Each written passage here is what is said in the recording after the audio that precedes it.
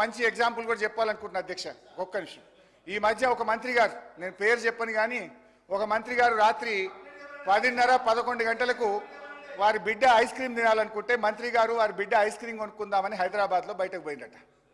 బయటకు పోయి ice cream కొనుక్కుందామని తిరిగితే ఏడ చూసినా షాపులు బంద్ ఉన్నాయట. హైదరాబాద్లో అన్ని షాపులు బంద్ ఉంటే తిరగంగా రోడ్డు మీద ఒక ఉత్తరప్రదేశ్ ఆయన అదే చిన్న బండి ఐస్ క్రీమ్ బండి పోతుంటే ఆడ ఆపుకొని ఐస్ క్రీమ్ కొనుక్కొని ఏమైందో ఆయన దుకాణాలు బంద్ ఉన్నాయంటే, ఈ గవర్నమెంట్ వచ్చినాక ఏమైందో ఏమో మేడం, ఏమైందో ఏమో పోలీసు వాళ్ళు లాఠీ చార్జీలు చేస్తున్నారు, 10కే దుకాణాలు బంద్ చేస్తున్నారని ఆ మంత్రి గారికి ఆ ఐస్ క్రీమ్ బండి ఆయన చెప్పిండట.